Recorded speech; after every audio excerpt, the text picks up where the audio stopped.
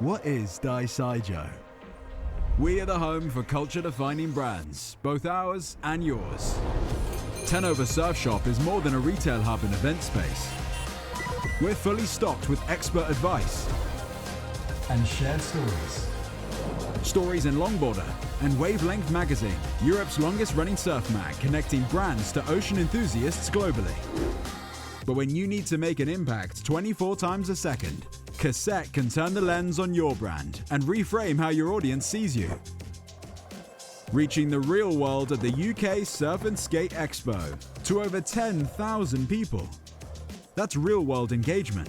And when digital visibility is what you need, Marwick Marketing is your brand's ticket to that front page feeling. Because you don't have to surf or skate to embrace the flow state of marketing. These are our brands. Let's talk about yours. DYSJUO, the home for culture-defining brands. Hi everybody, thank you so much for coming down. My name is Stefani Nurding and I am a skateboarder. I've been skateboarding for 20 years. I have my own brand, Salon Skateboards, and I was recently recognised as the #1 skateboarding influencer in the UK. And today I'm here to talk about building a personal brand. Within skateboarding, especially in the early years, I was told a lot that people were not interested in seeing girls skate. And obviously that is not the case. And I've really created a career for myself within skating where I couldn't see a direction initially, but I just created my own direction. Why social media matters? So, social media matters because of the exact reason that I've just explained. A lot of the time where you can't see yourself included, nowadays you can decide to promote yourself, represent yourself, and also put yourself out there in ways that maybe if other people don't see you as relevant, you can show what you think it is, your creativity and what you have to offer. So my presentation is racing through on its own, but choosing your platform. And so I found it quite easy to choose my platform. I noticed that Instagram was going to be something in the early days. I really got sort of like, I wouldn't say bullied, but people found it funny that I was doing Instagram where it wasn't the normal thing to do, but I could really see that where I was being told that people were not that interested in promoting women in skateboarding, I could see that it was interesting, people were interested in it, and I could promote it through Instagram without anyone telling me what was cool and what wasn't. And I have always dressed a little bit different and done things my own way. So Instagram was good for me. It was like snippets of what I was doing. I was competing a lot at the time I was doing that, so I was showing my skateboarding and also showing my bits of progression and stuff like that, and my clothes and my different style. And so when I chose my platform, it was short form content that I was interested in. I'm now trying to get into YouTube because I really want to connect with my audience a little bit better. And I've been doing that this year, and YouTube is a lot harder work than Instagram, I would say. But so yeah, if you want to choose your channel, I would recommend choosing whichever one's easiest for you. If you're not super into editing, then it's not really going to be right for you to choose YouTube because that's a lot of grafting and putting loads of energy into filming the videos. And maybe a good entry point, like it was for me, is short form content where you can film a quick video. You can experiment quite a lot with Instagram and TikTok, especially with trial reels now.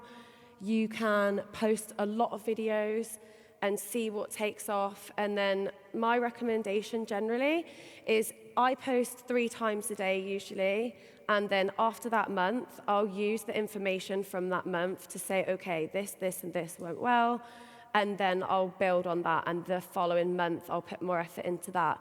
One thing I would say is I do always keep it authentic, where if I find something just fun and exciting, I will just post something at the moment. I filmed something fun this morning, I just posted it.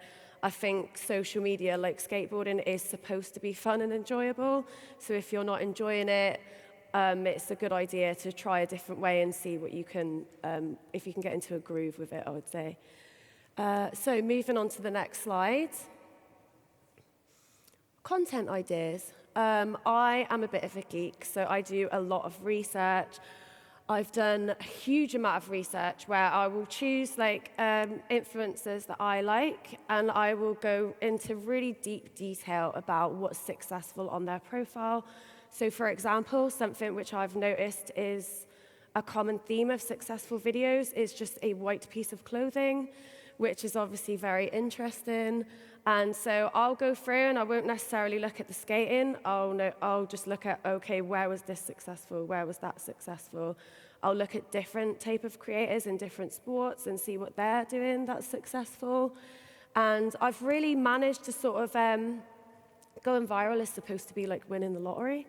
And I've managed to go viral, like millions of views, like over around 50 times with my research, and also just with putting a lot of effort and energy into my skateboarding.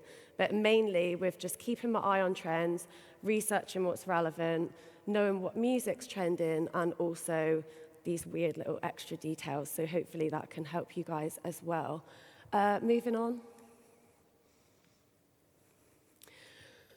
Okay, so let's talk about filming techniques. Obviously, when you're doing any sport, something like skateboarding, it can feel a little bit, obviously if your friends are doing it for fun, you don't always want to be asking people to film you. Thank you, Tanya, for filming me so many times. But basically, I will always have in my bag like 2 tripods, one that's the height of a person, one that's a smaller, more discreet one. My phone flips up into like, you can rest it on things and film with it. And always trying to figure out ways that I can achieve this by myself. Obviously also to keep costs down, because I do book a filmer for a lot of my content and this can be expensive. So if you're just starting out, or you're not ready to put like a huge amount of budget behind it, I recommend figuring out some good angles.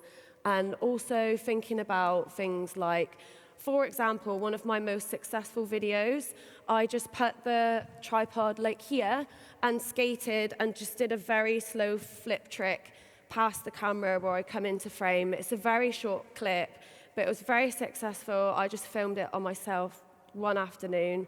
And so it kind of goes to show that like really good professional results are achievable even when you're on your own. So moving on from that. Thank you. Right, so engaging your audience. I think it's relatively easy for me to engage my audience because I'm so into skating and it's very easy to see that on my channel.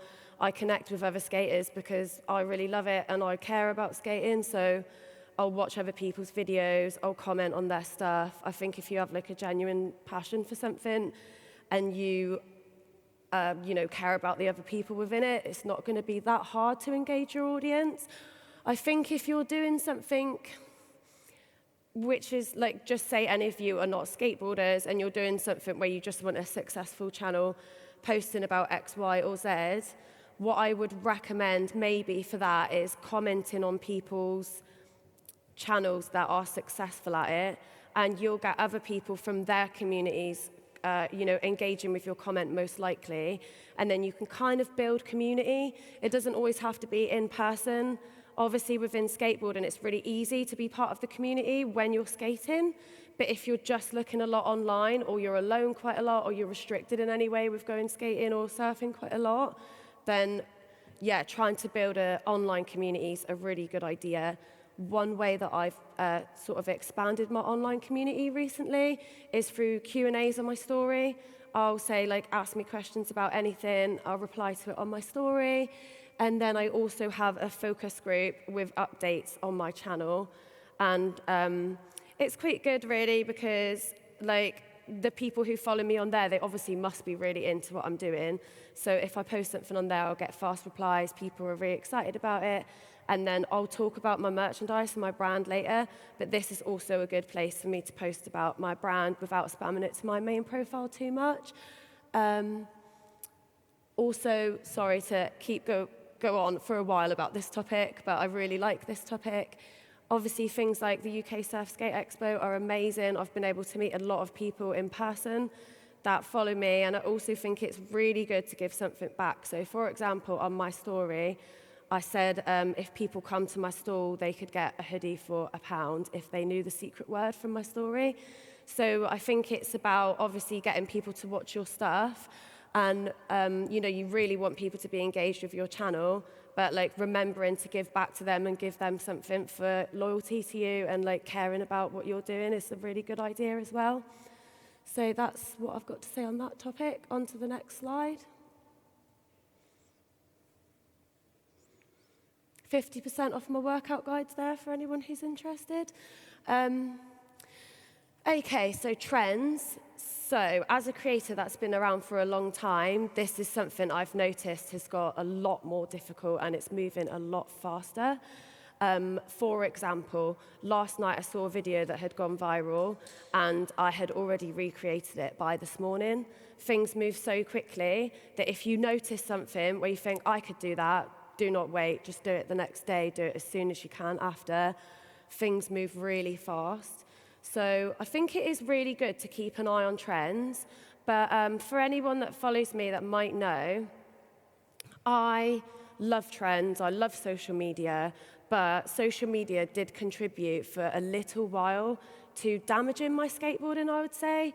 I got really, really into going viral. I was like obsessed with it. I was good at it. But what I really care about is the skating. So I think it's really good to remember, especially for younger people, don't get too sucked in by this or get too sucked in by trends and what's cool. If you're a skater, the main thing no one can ever take away from you and no trend can change is your skills. So something I've been trying to focus on, especially in the last year, is focusing back on what I care about, which is the skating, and putting my effort and energy into that. And then if my content goes well as a consequence of that, then that's fantastic. But I've sort of deprioritized trends and going viral for actually like improving my skateboarding, really. So yeah, on to the next one. Okay, so content banking, and this will be a good one for other skateboarders, and it's what I'm always trying to say to like younger people. Obviously, I'm like a bit older now, I'm 37, and it's not an accident that my social media is successful. I've put loads of effort, energy, resources, any sponsorships I've got, I've put all the money back into this, and it is planned out. And I think there's a lot of pressure on young people these days to post about what they're doing, or if they're a skateboarder, to be showing what they're up to. And I don't think people sometimes realise the behind the scenes that go into that. So it's another reason that I really want to talk about it. So my channel, not so much now because I'm skateboarding a bit more as my focus this year, but definitely the year before, I would book a filmer Tuesday, Wednesday and Sunday. I'd plan out all the outfits using a mood board. I would, every single one of those days, be wearing multiple different outfits, and the tricks that I had practiced, I'll be getting 10 to 30 clips out of that session, and I would have it planned out that I know this clip, and this clip's going to go viral, or at least, hopefully, but I would somewhat know, and had worked out the maths to reach the followers that I wanted, and just go for it. The same way you would for a skateboarding competition. You're planning it out, you're practicing, you're like, I want to get to this, and I've managed to achieve it. So yeah, whatever you're doing, whatever skills you've got, it is a good idea to invest in that side of things, because another thing not many people are aware of is that your earnings through social media is tiered. So the more followers and the more engagement that you have, it probably goes without saying, but just in case people don't know, you can obviously earn more money the more followers you got. And the more I can tell this to younger skaters and help people to achieve it, then that is my goal. So on to the next slide, please. Okay, so overcoming fears. I have always been really confident with this type of stuff, social media, talking. I have a big personality and I don't find that difficult, But within skateboarding, I've had a lot of sort of imposter syndrome, like worrying that I'm not as good as other people. I've even had years where I've been like, oh, there's not much point in me trying because I'm not as good as them or whatever. And I'm really trying now more than ever. Obviously, having a son gave me a lot of confidence.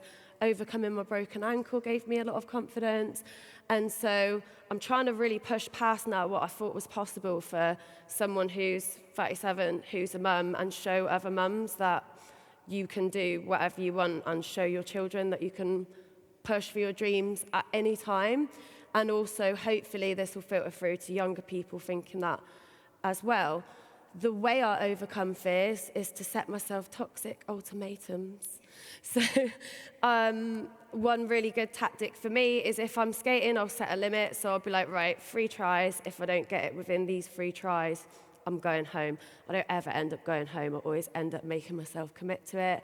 But I don't know if I should have shared that with you, but it is a really good tactic. I recommend it. But yeah, moving on to the next slide. Okay, so probably some of you already know, but I have a brand called Salon Skateboards, and I've been doing that for a really long time, since 2017. I have never really pushed it too much or promoted it too much. I've let it just grow into its own organic thing. It's about positivity and having an inclusive space for anyone who wants to feel welcome and anyone that's in skateboarding, really. And I see this as my merch for my channel, essentially, and I would recommend to anybody who is trying to do social media or trying to be a skateboarder and make it their full-time thing to have extra little income streams, because obviously you don't always know what's going to happen. You don't always know that content creation is going to pay the bills. So it's always good to give yourself a backup, and Salon has been a great project for me, a great backup. It's still growing, and it's been growing a lot lately, which I'm really proud of. But yeah, I think that is really good advice to have like extra income streams, and also it's fun. And yeah, if anyone wants to start their own brand or they want any advice on suppliers or skateboards or anything like that, please feel free to DM me. I'll be happy to help. Next slide, please. Okay, so planning out a shoot. If you want to plan some content for your social media, and like I was saying, if you have to pay a filmer, these fees are not cheap. You want to make the most out of the day you've got, or even if you're filming yourself, you obviously, like, your time is precious. You want to get as much out of it as possible. So I will firstly do like a big mood board of ideas, loads and loads and loads. Every morning I wake up, I have a coffee, I'll do about half an hour of mood boarding ideas. And then once I've got all the ideas, and these can be things like, for example, say you notice a trend, a Y2K theme. Okay, this week I'm mood boarding Y2K themed ideas. And then I'll narrow them down, and I'll narrow them down to about 10 or 15 shots, 10 or 15 outfits. And it's not difficult from this point to sort of start getting, oh, I could do this here, oh, I could do this in this location. I live in London, so I have good locations, but there's also great locations down here. And then once I've planned out all my outfits, obviously it's not accessible to everyone to be buying loads and loads of clothes, and it's also not very sustainable. So I would recommend just trying to do the best of what you've got. If you're ever in doubt in terms of outfits, I would just keep it simple. One of my most successful clips I've ever had is just a shirt and a skirt. Simple trick, simple outfit, trending music, done. So I'll plan my location, and they're usually central London locations, and I'll have my list of tricks, and I'll just be like, right, boom, we're going here, this trick here in this outfit. As soon as I've got the shot, boom, next outfit, where are we going next? And it will be difficult at first, I think, to get people who you have a good vibe with. I have a great filmer, I have a great vibe with him, he understands what's going on, and we just blitz through it, and we get loads of great content out of it. And then, of course, for the next week or 2 weeks, you're freed up, you can skate, you can practice, but you can also be posting content every night when you go to bed or every morning when you wake up, and it just looks like you're active. And if you have partnerships with brands, they're obviously going to be very happy about that and continue working with you. On to the next slide, please. Growth. Well, this is one I hadn't known was in there, but I've done a lot of growth recently. I think it's very good to remember that you can grow at any time. Obviously, there's challenges all throughout your life, and it's never too late to reflect on what you're doing and also try to push forward. So there's been times where my channel, especially after I had my child, was doing so badly and I couldn't see a direction for it. I had no ideas. I've almost deleted my channel twice, and I wouldn't say I've ever almost quit skating, but I have questioned whether I would end up being able to do it in the way that I'm doing it now. And the best thing to remember for that is just believe in yourself, which sounds so cheesy, but it's true. If you have anyone in your life that's saying anything negative to you, see you later, don't miss me with that, you know what I mean? So, yeah, that's what I have to say on that. On to the next slide, please. Scheduling. I don't really use scheduling apps for my content. I don't really, as much as I plan out that other side of it, I don't really pick and choose too much when I post, or I don't pay attention at all to posting times or when people are going to be awake. I always think there's always someone in the world awake at some point. I would say if you're looking to grow, it's a very good idea to post a lot so that you have a lot of data to look at so you can see how you can move forward. I am always getting told off for posting too much, but at the end of the day, I know what I'm doing and it's going well. So I think with scheduling, just post when you feel like it, when it's exciting to you. If you've got a lot going on, I usually do it, say I'm on the treadmill in the morning, I'll just post a couple things and post some stories while I'm on the tread, because it just creates the impression that you're active, and people who follow you, they want to see what you're doing and what's going on in your life. So yeah, that's what I have to say on that. Brand partnerships. So I've been very lucky to have a lot of brand partnerships throughout my career. I'm currently supported by Samsung, which I'm obviously extremely grateful for. And excuse me. One thing I've always been quite good at is reaching out to brands and working with brands.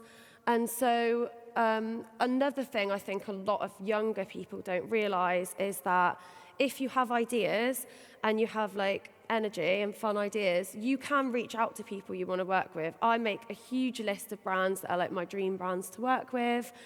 It can be really far-fetched. I think sky's the limit in terms of that. You never know what people are going to be up for. And just reach out to them, say hi, start it like you would any relationship. You wouldn't start a relationship and be like, I want to be best friends with you. You start it out just by saying hello, see if they want to talk to you. I sometimes say if they've got events that they've got going on, I'd love to pop down and meet them. And the same way I've done with my brand, I do that with my brand partnerships. I'll just let them see if they're going to grow. If they don't grow, fine, that's not for me. And if they do, then you can start to share ideas. And usually that's a fun and exciting thing where they're really excited to hear them, and they can help you to execute some of the ideas that you've got. So yeah, moving on to the next slide. Okay, so I know that was probably a crazy amount of information to take in. I hope you've enjoyed the talk. Does anyone have any questions?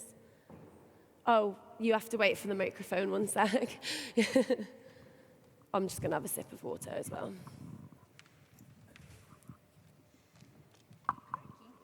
Hello, Stefani. Hello, Tanya. How did you come up with the name Salon for your brand? So there's a very popular skate brand, and they tend to base all of their collections around boys' clubs. And a lot of the London scene, especially back then, was very boys' club, cliquey.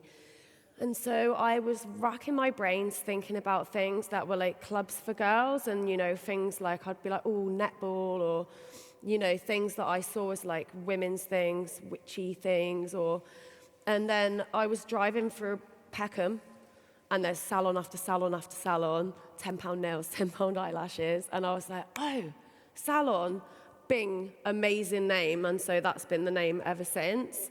And I had started out Salon being like very much women orientated, but as I've got older and like I've really connected with a lot more people in the UK scene, and I felt very welcomed by the UK scene and the people that I actually know. I think for a while I'd got the impression that I weren't welcome in the UK scene, and because of what the internet's like and a lot of negative comments on the internet, but I had sort of reassessed that, like, oh, in person, people are actually very nice to me.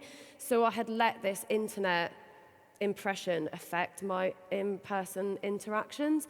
So with that, I had grown to have a much more deeper appreciation for the UK scene.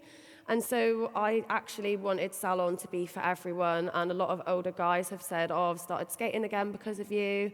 And that's just so positive. So whereas it started out as like a women's thing, something for women, I really want it to be something for everyone now. Thank you. You're welcome. Thank you for asking. Hey. So you skated in the Vans Park series. Yeah. I was going to ask, how was it? It was crazy for me, actually. Thank you for asking that. So I had gone from my local skate park, which was Prime, and I'd only ever skated a 5-foot mini ramp, which I was decent at the 5-foot mini ramp, I'm not going to lie. And then luckily, I had gone over to Junkyard, which was like a bit more of a proper bowl, which you know about. And I'd luckily got a bit of practice in there before going over there. It was an amazing experience. I was so grateful for it. And even in the moment, I reminded myself to be so grateful and happy to be there. But I was so far out of my depth, having skated my 5-foot mini. I think the smallest quarter pipe there was 9 foot. Forced myself to do a blunt fakie on it, so came away with a great clip. But I think you touched on it in your talk earlier, where we have got a lot of great facilities now, and it's so amazing to see. But you can't go from a 5-foot mini ramp to go in there. So whilst I'm so grateful for those experiences, I'm so glad we've got better facilities now than we had back then. No, that's cool. Thank you for asking. Hey. Hey, girl. What would you say your like one key tip is? Sorry, like, my dear? What would you say your like one key tip is for like? My key tip? Yeah, for like just people keep wanting moving to grow. forward. When I had my child, I had really felt like people would make comments. Even the women that I skate with would make comments like they didn't expect me to be skating after that. And I think within society, it's a bit expected that you would like deprioritize yourself or your hobbies. And you know, whilst I do give a lot of priority to my son, I think these societal expectations can really wear down on you. So I think just let that be noise, let any negativity just be noise, and just cut it out and just keep always looking forward with the blinkers on and just go for what you want to get. Stephanie, what Yes. is your favorite skate trick to do? My favorite skate trick is the half cab flip, definitely. Half cab flip, yeah, that's one of my ones that's gone really successful online. There's a lady back there that wanted to ask something. Hi, yeah, I Hello. actually have 2 questions, so I'm just going to shoot one. One is about the, you did mention that you hire videographers. So Yeah. it's like, what do you delegate out of your social media? Like, do you delegate the shooting, or like other people edit for you? I just book filmers. Yeah. So I will contact my filmer and I'll book him for the day.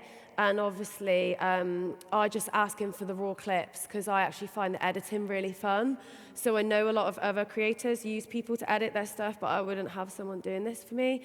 One tip I've actually got for younger people, if they're trying to do social media and they don't have budget, because when I started out, obviously also did not have any budget for this, is to contact local art colleges, because there'll be filmers that are trying to build a reputation, and they also probably don't have access to talent. So if you can help each other and collab and post, then you can sort of get a win-win situation out of that. Yeah. And then just on that note, do you edit on your phone, or do you edit Yeah, I on have an desktop? app called Viva Video, and I'm sure there's a lot of different apps out there. It's just the one that I'm used to, and I love editing. So I'm actually like, I love it so much, and I'm so fast at it that like within walking from the door to here, I can have it edited and posted like 2 seconds. Yeah, thank you. And I actually had another question, if that's all right, about that you mentioned that you had a kind of difficult time after you had your son on your social media.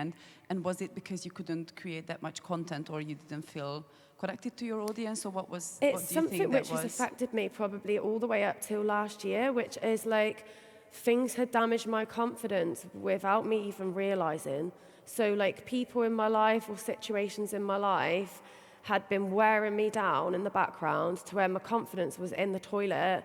Then after I had my son, I managed to get back to my level of skating. Then I broke my ankle, and then I wasn't able to skate anymore. And I think even though my tricks were still there, I noticed like the way I wasn't the same anymore. I didn't have the same spark or the same confidence. So I did a lot of work just through the internet, really. I didn't do therapy or anything like that. I just researched that type of thing. I did a bit of hypnotherapy, which was really beneficial to me to figure out what was going on and work through some of those difficult things.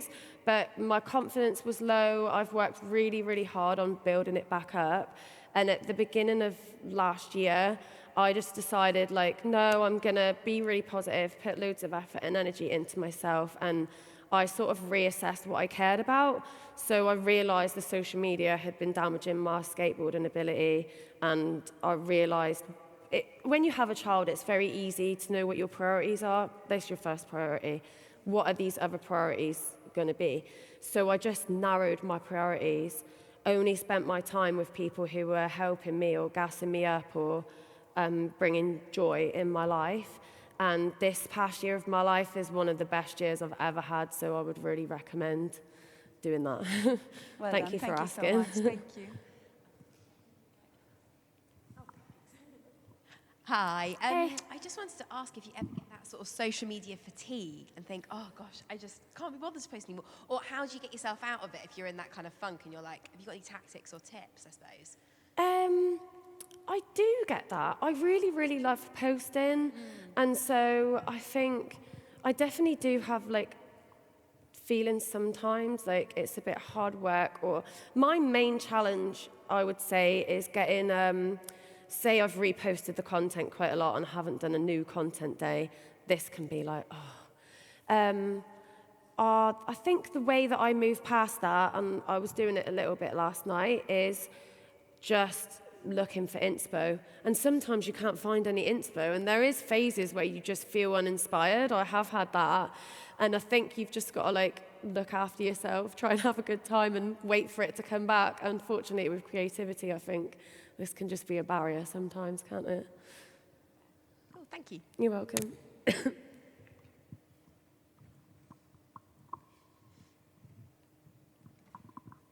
Cheers. You've obviously done a great job on getting a massive amount of followers. Just a little curious if you could give us a bit more color in terms of the monetization of that. And you've already kind of alluded to it, like a lot of it comes from social media. Yeah. But you've also experimenting with YouTube, you've got your brand. Like, can you give a bit more of a breakdown where the kind of cash flow comes in? Yeah, of course. So my main income is my brand partnerships. And this is pretty steady, it's pretty predictable, but obviously you cannot just, I personally feel like I have a child, I live in London, you can't really just rely on that one thing. A thing that I've done a lot of research on and which I've been doing recently is downloadable products. So I'll make PDFs of my workouts, my meals, and all that type of stuff. I have a website called Fit by Stefani, which is all the stuff I do to stay fit for my skateboarding. And so when people click through or they see a fitness video, and this is actually a great point that you've raised because it's a good thing to remember. Excuse me. When you're posting about what you're doing, it is a good idea to think what you've got on the end of it. So when I'm posting about fitness, I know that if someone's into my fitness, they can click on my fitness website and there's a whole host of things there that they can purchase or be interested in if they choose. The same with my brand's another one of my income streams. And when people message me about skateboarding and they're asking about starting skateboarding, I would never, ever tell them you should buy my board. But I'll give them advice about starting to skate in. And if they ask me, I'll say, oh, by the way, I've got this. So my website is one, my other website with my downloadable guides is another, and my brand partnerships is another, and this sustains very well. It's fine. Yeah, thanks for that. You're welcome. I've got one more question. Yeah, sure. Just, are you completely self-managed, or do you have a manager as well? Because I just got a new management as of about 1 week ago, so we'll see how that goes. Congrats, yeah. Thank you. Big time, yeah. Thank you for asking, I appreciate it. Thank you so much for coming.